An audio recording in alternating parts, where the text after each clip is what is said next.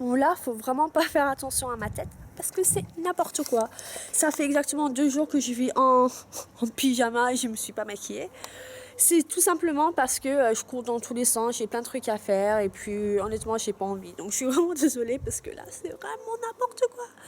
Mais bon, c'est pas grave, on s'en fout. Aujourd'hui, on est chez mes parents parce que j'ai encore mes valises à boucler. Parce que comme d'habitude, depuis que je suis toute petite, c'est pareil. J'attends toujours le dernier moment pour tout faire. Donc là, ça fait 2 mois que je sais que je pars et ça fait qu'une semaine que j'organise mes affaires. Donc là, autant dire, c'est la cata. Donc j'ai fini de boucler mes valises. Enfin, j'ai encore des choses à mettre, mais je vais mettre avant de partir, donc demain.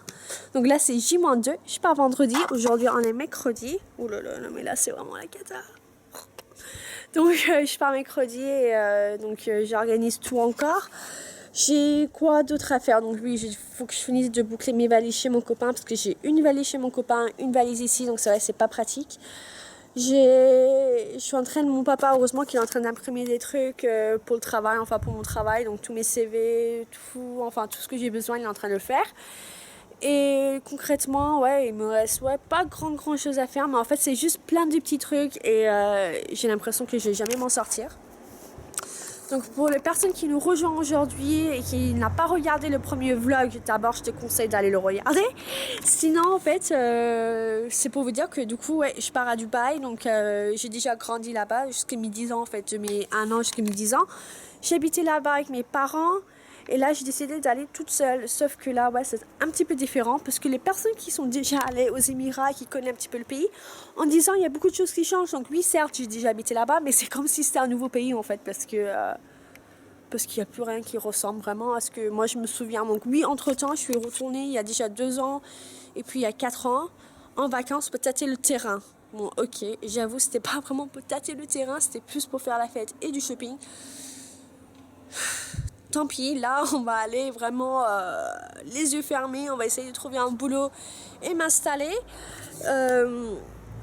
En fait, ça m'a fait rire. Attendez, je vais m'asseoir là parce que je tourne en rond depuis tout à l'heure. Ça me fait rire parce que c'était quand en fait? C'était dans la semaine là en fait. J'ai croisé des amis et je disais que j'allais partir. Et la première chose qu'on m'a dit c'est: ah, mais en fait, faut que tu te couvres la tête là-bas, non? Euh, Non, non, non, non, non. Et en fait, je me suis rendu compte que depuis que les personnes, donc que ce soit des amis ou des personnes que je croise, des personnes qui je connaissais, ils sont au courant que je pars à Dubaï, il y a beaucoup de clichés qui ressortent et c'est vrai que ça m'énerve un petit peu. Pas parce qu'ils me posent des questions, ça me fait plaisir qu'ils posent des questions parce que je peux comprendre que pas tout le monde a voyagé, pas tout le monde connaît un petit peu ce pays. Mais c'est vrai que ça m'énerve quand les gens en fait me posent pas des questions mais qui m'affirment des choses en fait, qui me disent oui mais en fait faut faire ça, faut faire ci, ça va être comme ça quand en fait ils ne savent rien en fait, tout simplement. Donc oui, il m'a dit oui en fait faut que tu te couvres la tête. Non, non, non. Et quand je lui dis non, il me dit si, si, mais en fait si, c'est un pays arabe. Donc non, à Dubaï, on n'est pas obligé de se couvrir la tête, on n'est pas obligé du tout de se couvrir tout court. Donc oui, c'est quand même un pays musulman. Donc oui, il faut respecter leur culture et je trouve ça tout à fait normal. Donc tu peux t'habiller comme tu veux, en jupe, en robe, décolleté, comme tu veux, mais il faut juste respecter un minimum. Donc en fait, c'est assez contradictoire, je suis d'accord, parce que c'est un pays quand même assez libéral, mais en même temps très attaché à leur culture en fait. Donc si tu veux t'habiller en jupe, en robe, la journée, il n'y a pas de souci.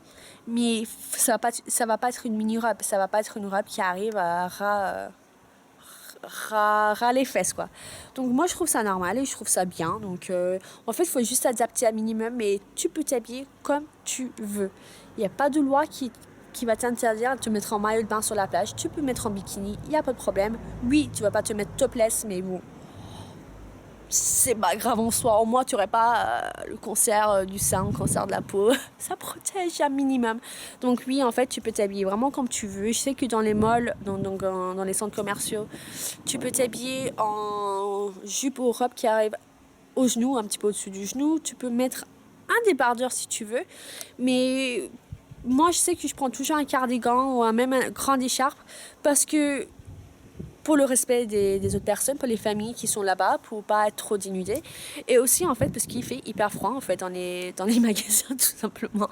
C'est vrai qu'on dit, ouais, Dubaï, c'est chaud et tout. Oui, c'est chaud dehors, mais on passe 80% de notre temps, voire 90% en été, à l'intérieur. Et à l'intérieur, la clim, elle est à fond. Donc, il fait tout le temps froid. Donc, moi, je sais que j'ai toujours un petit gilet dans mon sac, juste au cas où, en fait. Mais c'est vrai que pour les personnes qui n'ont pas vraiment l'habitude, en fait, c'est vrai qu'au début, en fait, c'est un petit peu dur pour s'adapter, mais on s'adapte assez facilement, en fait. Au bout de 2-3 jours, c'est bon. Oh putain, il y a un avion qui passe juste devant. Je sais pas si vous allez voir, attendez, hop. Non, vous le voyez pas? Bon, c'est pas grave. En fait, j'habite juste à côté d'un aéroport, donc il y a toujours les avions qui passent. C'est agréable. Donc, ouais. Donc, non, en fait, on n'est pas obligé de se couvrir la tête. Ce que j'adore vraiment à ce pays, c'est qu'en fait, ils respectent vraiment toutes les religions, toutes les cultures. Il y a tellement de personnes qui habitent là-bas, qui viennent de partout dans le monde, qu'en fait, ils sont obligés d'être comme ça.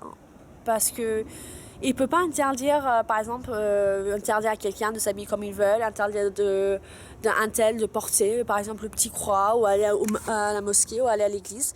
Tu peux vraiment faire ce que tu veux, et c'est vraiment génial.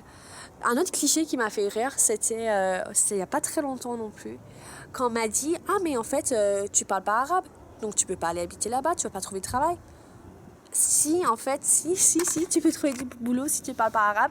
Mes parents, ils ont vécu 20 ans là-bas, ils parlent pas arabe. C'est malheureux parce que c'est une très très belle langue et j'espère l'apprendre si j'habite là-bas. Mais non, tu n'es pas obligé de parler arabe. Oui, l'arabe, c'est la langue du pays, enfin la langue d'origine. Mais pour moi, l'anglais, c'est vraiment la première langue, en fait. Il y a l'arabe et il y a l'anglais, je pense que c'est pareil, en fait. Tant que tu parles anglais, en fait, tu vas trouver du travail. Donc, certes, si tu parles pas du tout l'anglais ni l'arabe, ça va être un petit peu compliqué. Mais si tu maîtrises l'anglais, il n'y a pas de problème. Donc, non, tu n'as pas besoin de parler arabe. Je sais que quand j'étais à l'école, donc quand j'ai habité aux Émirats, donc à Sharjah, on avait 1 heure de cours par semaine d'arabe. Donc, vraiment rien du tout. Et je me rappelle de rien. C'est vraiment triste parce que ça aurait été trop bien de parler cette langue, mais non, je ne parle pas et je vais l'apprendre, mais voilà, t'es pas obligé de parler arabe.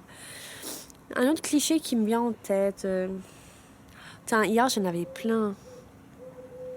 Que ah oui, souvent j'entends les femmes elles n'ont pas le droit de conduire, les femmes ne peuvent pas travailler, mais ça bon, c'est un peu con en soi, donc si les femmes ont le droit de conduire, la plupart des femmes travaillent, à part certaines locales qui ne travaillent pas ou des femmes d'expatriés qui sont assez, j'ai pas envie de dire blindées, mais qui n'ont pas besoin de travailler, ne travaillent pas, mais la plupart des femmes travaillent.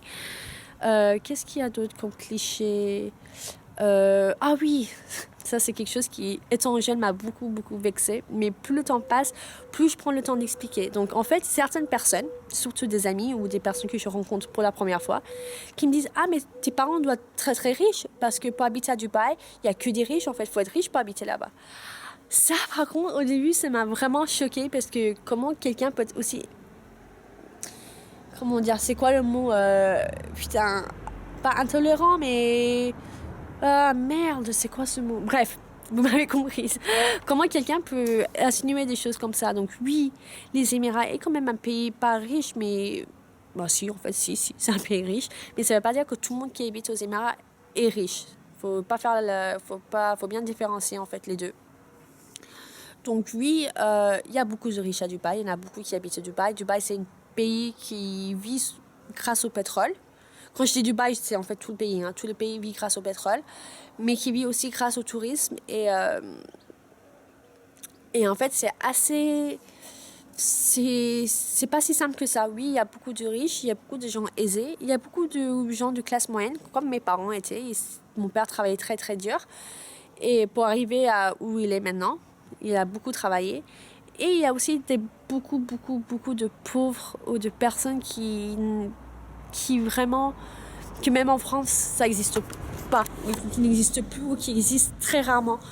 Mais c'est des personnes qu'on n'en parle pas vraiment. C'est vrai qu'à la télé, on montre souvent des documentaires sur Dubaï. C'est toujours le côté très glamour, très paillettes. Les hôtels du luxe, les malls, les stations de ski. Oui, mais c'est pas ça. Dubaï, c'est pas du tout ça. Et... Enfin, si, c'est ça, mais c'est pas que ça. Il y a beaucoup de personnes qui souffrent. surtout les ouvriers, donc que ce soit les Indiens, les Pakistanais, en fait les Asiatiques, il y a beaucoup d'Asiatiques et beaucoup d'Africains aussi qui n'a pas la vie facile.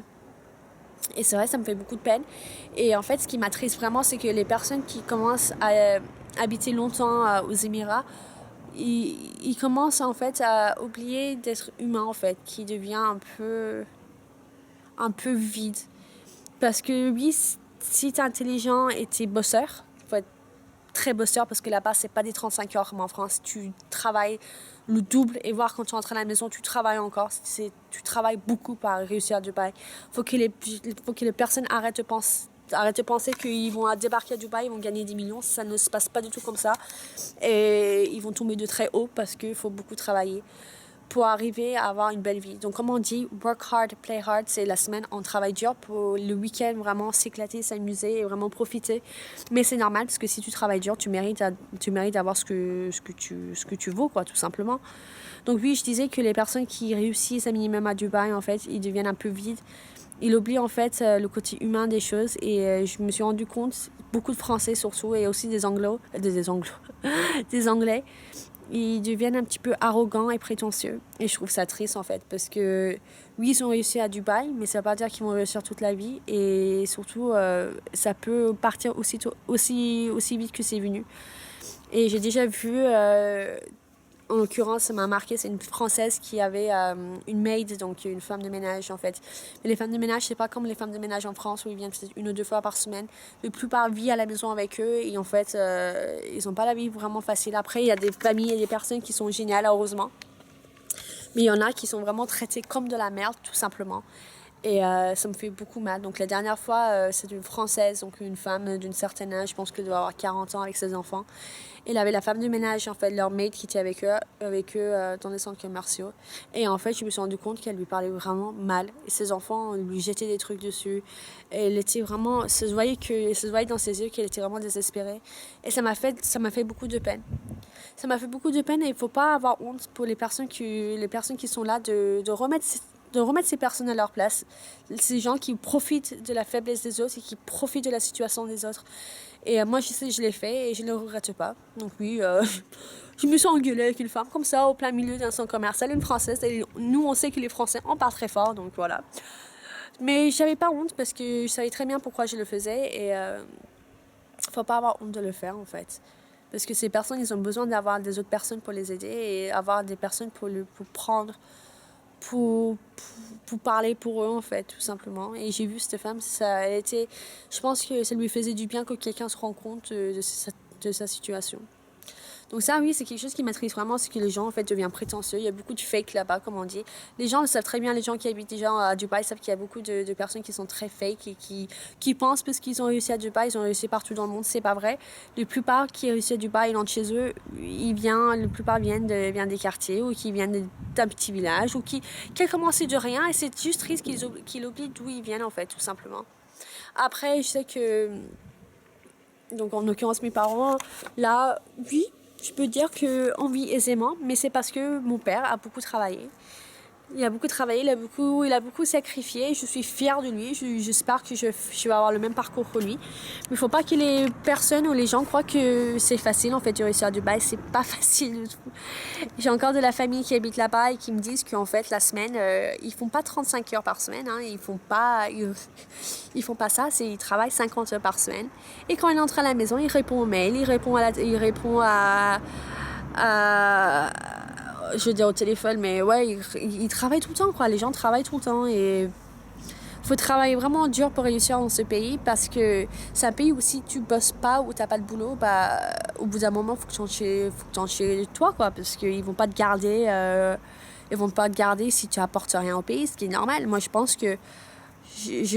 qu'on a beaucoup de chance en France d'avoir un système qui nous supporte et qui nous aide quand on a besoin d'aide. Mais je pense qu'il y a des gens qui en profitent et je pense que le fait de partir dans des pays où il n'y a pas tout ça, on se rend vraiment compte de la chance qu'on a et quand on entre en France, on en profite moins. On en profite moins et quand je dis on profite moins du système, quoi. On se rend vraiment compte qu'on a de la chance. Et ça ouvre les yeux à beaucoup de personnes. Donc je pense que pour les personnes qui veulent voir quelque chose d'autre, faut partir aux Émirats ou dans des autres pays comme les États-Unis parce que eux, franchement, c'est pas aussi facile qu'en France. Donc voilà. Est-ce qu'il y a d'autres clichés? J'en ai pensé hier, j'en avais d'autres et là je me rappelle plus. Donc faut se couvrir, ça oui. Arabe, ça oui, c'est bon, faut parler arabe. On réussit, on devient riche et les gens sont tous riches à Dubaï, ça c'est fait. Après, est-ce qu'il n'y avait pas d'autre chose? Ah oui, à part le pétrole, il n'y a pas grand-chose. À part les shopping malls, il n'y a pas de grand-chose à faire et qu'il n'y a pas de culture là-bas. Tout est fait par l'homme. Oui, c'est vrai que plus de 60% du pays est fabriqué par l'homme et tout neuf. Et c'est vrai, oui, c'est vrai. Mais il y a beaucoup de culture, il y a beaucoup de souks, il y a le Old Dubai, donc le vieux Dubaï qui est vraiment génial. Il y a le côté des pêcheurs en fait, où les pêcheurs à côté de la mer où il y a les pêcheurs quoi, tout simplement. Je suis en train de ramer là depuis tout à l'heure, oui. Donc où il y a les pêcheurs, où il y a vraiment pas que Dubaï entre guillemets nouveau glamour, c'est pas que ça, il y a beaucoup de choses à faire. Il y a le désert, c'est vrai que moi j'adorais quand j'étais petite aller faire du camping dans le désert, d'aller voir les wadis, les oasis, de vraiment faire beaucoup de choses. Et c'est vrai qu'il n'y a pas que les shopping malls. Ouais, c'est vrai qu'il y en a beaucoup. Il y en a même beaucoup trop. Je pense que c'est un petit peu inutile d'avoir autant. Mais il y a beaucoup de choses à faire là-bas. Et ça vaut vraiment la peine d'aller visiter ce pays. Et que ce soit tous les pays autour. En fait, tout le Moyen-Orient. J'adore le Moyen-Orient. Et c'est vraiment ce petit bout de la planète. Ça a vraiment une grande place dans mon cœur. Et ça vaut vraiment la peine d'aller visiter le Moyen-Orient, que ce soit les Émirats, Qatar, la Jordanie, l'Arabie Saoudite. Ça vaut vraiment le coup, quoi. Donc, si les gens hésitent un petit peu, n'hésitez plus. Foncez. Les gens qui veulent travailler là-bas, prennent le risque de le faire parce que ça vaut vraiment le coup. Ça vaut vraiment le coup de le voir. Soit vous allez l'aimer, soit vous allez détester cette ville.